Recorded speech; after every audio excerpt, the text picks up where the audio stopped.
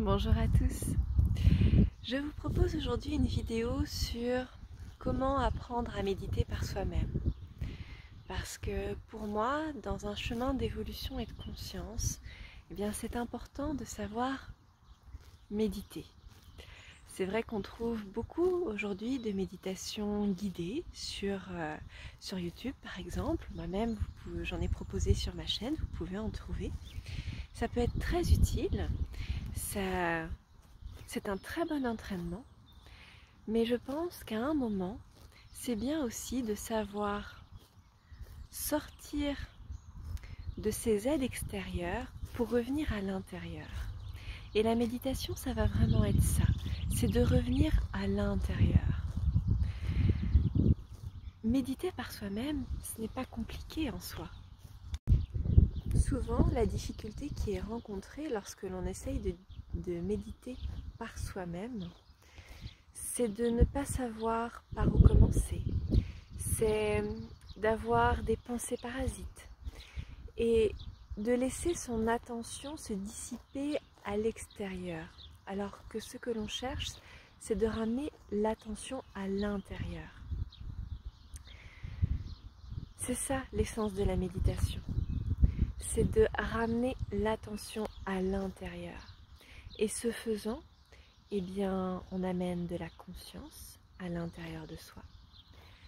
Ce faisant, on reprend son pouvoir intérieur parce que l'on devient autonome, autant dans la connaissance de soi que dans notre vie psychique, vie émotionnelle, dans notre vie mentale et même dans notre vie physique.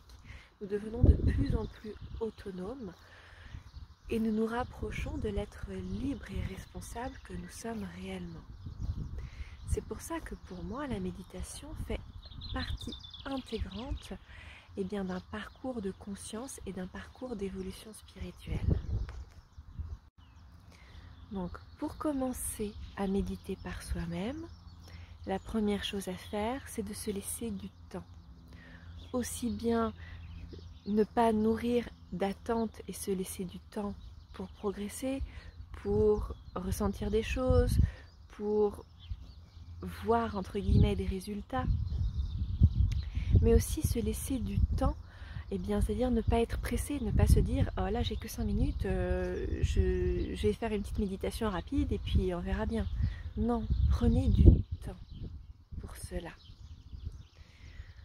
Ensuite, ça va être de se mettre dans un endroit où vous vous sentez bien, où vous vous sentez en sécurité.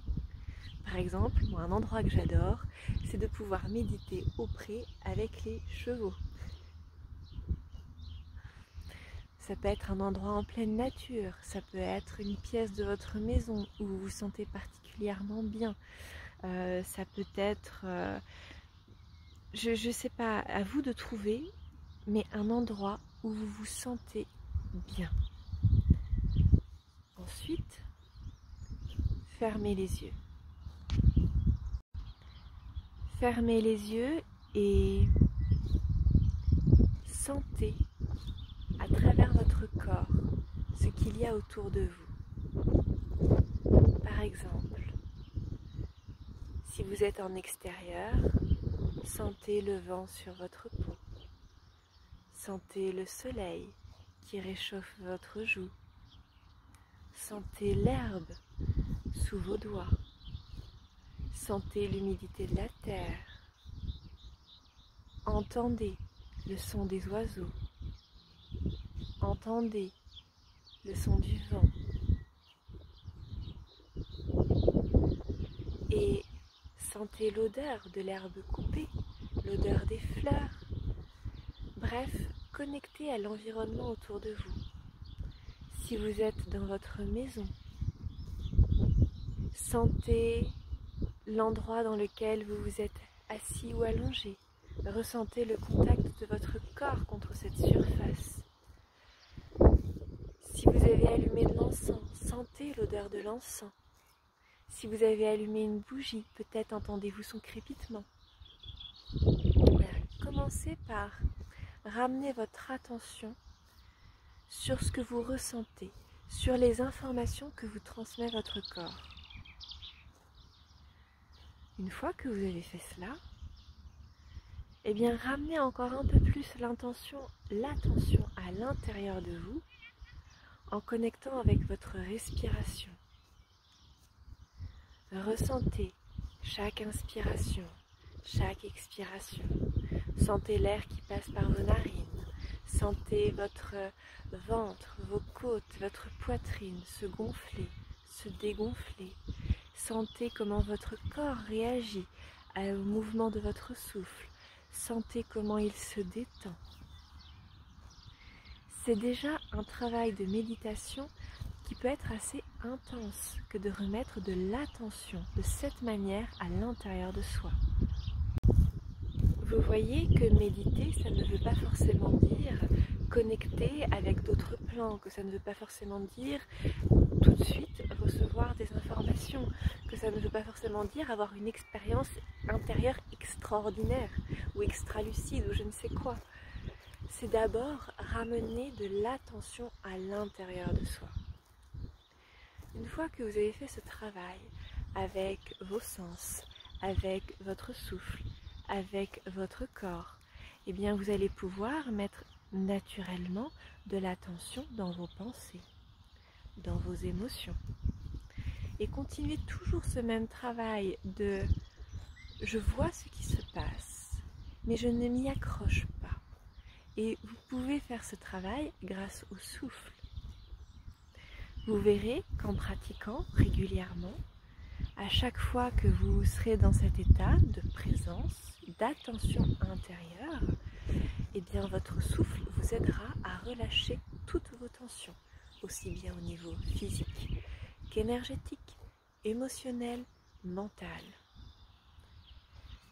Une fois que vous avez trouvé cet état de relaxation sur l'ensemble de vos plans, là, vous pouvez éventuellement émettre une intention. Par exemple, si vous avez besoin de recevoir des réponses dans une situation. Par exemple, si vous vous interrogez sur certains enseignements et comment les intégrer dans votre vie. Si vous ressentez le besoin de recevoir un soin. Bref, quelle que soit l'intention que vous avez, ce n'est que lorsque vraiment vous vous êtes entièrement déposé à l'intérieur de vous que vous allez pouvoir entamer ce travail plus profond. Mais ce n'est pas la base de la méditation. Mon cheval est d'accord. C'est vraiment quelque chose qui vient lorsque l'on est suffisamment détendu, lorsque l'on est suffisamment réceptif et lorsque l'on a connecté à l'ensemble de nos dimensions, que je le rappelle sont les dimensions physiques, mentales, émotionnelles, énergétiques. Vous voyez que méditer, ça ne veut pas forcément dire connecter avec d'autres plans, que ça ne veut pas forcément dire tout de suite recevoir des informations, que ça ne veut pas forcément dire avoir une expérience intérieure extraordinaire ou extra-lucide ou je ne sais quoi. C'est d'abord ramener de l'attention à l'intérieur de soi. Une fois que vous avez fait ce travail avec vos sens, avec votre souffle, avec votre corps, eh bien vous allez pouvoir mettre naturellement de l'attention dans vos pensées, dans vos émotions. Et continuez toujours ce même travail de « je vois ce qui se passe, mais je ne m'y accroche pas ». Et vous pouvez faire ce travail grâce au souffle.